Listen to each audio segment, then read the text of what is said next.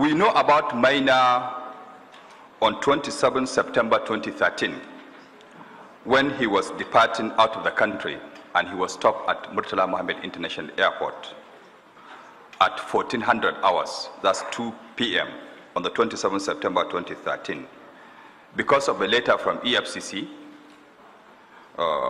reference CR 300 EFCC Abuja PN volume 2 272. But prior to that time, Maina was never in our stop list, so he was never stopped until that time.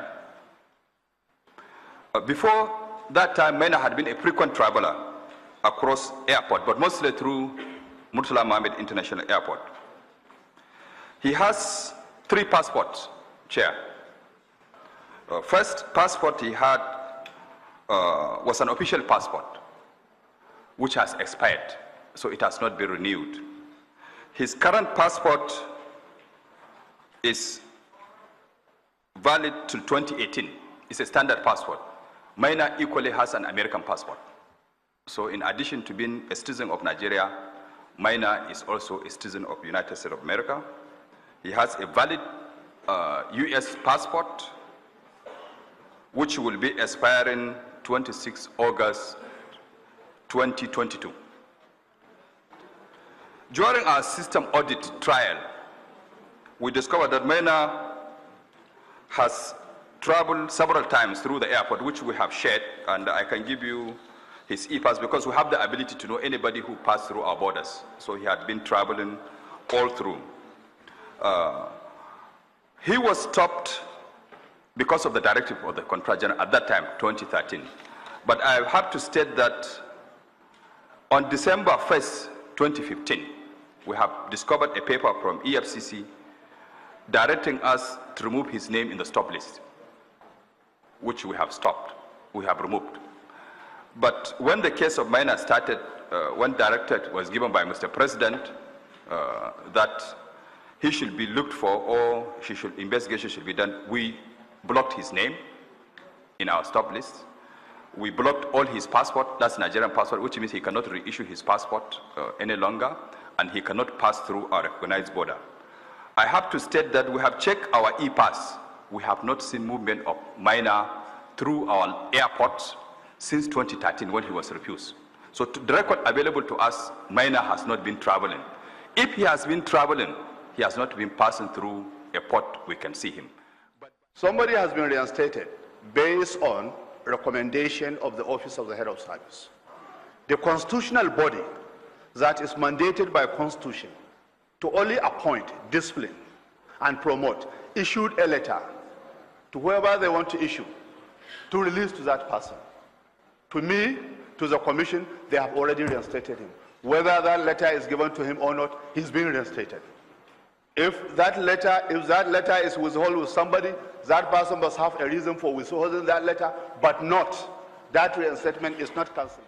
Throughout the period of these correspondences moving, being sent from the Attorney General's office to Federal Civil Service Commission, right from the first letter in January,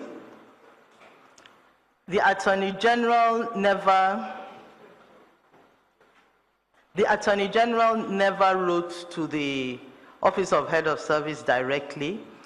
All the mails were between the Attorney General and the Federal Civil Service Commission, and my office was only copied.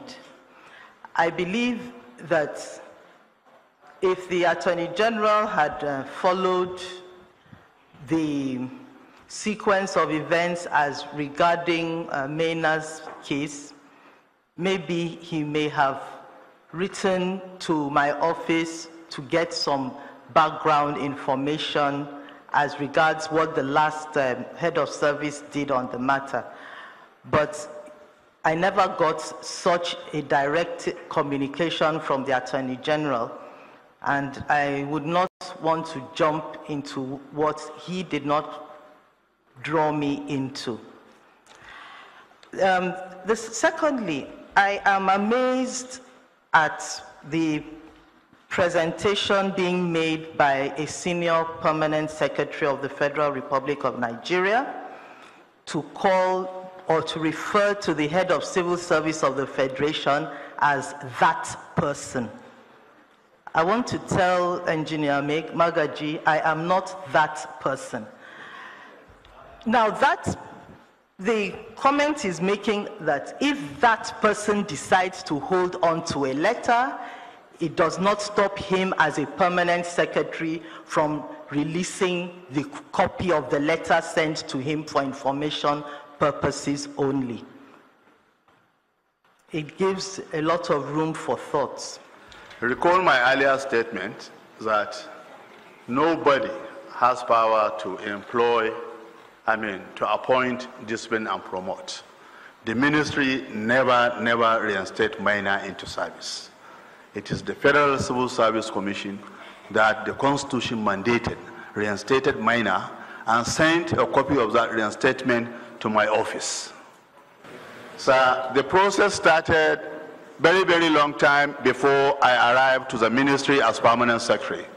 On my arrival, the meetings, the SSC meetings, everything has been concluded. The only role I played was to pass the report to the office of the head of service, which I did. And when Maina reported to the ministry, he did not report it to me.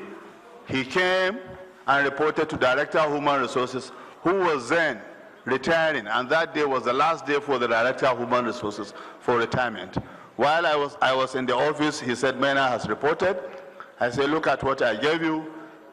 File and deal accordingly. Bring him to my office. I said, Maina, I cannot assign you, I cannot take everything from you till I inform the office of the head of service, which I directed a letter verbally to be written to the head of service. And the content of that letter, actually, I did not know because I left sick. I was in the hospital 7 days after that letter was sent to the head of service.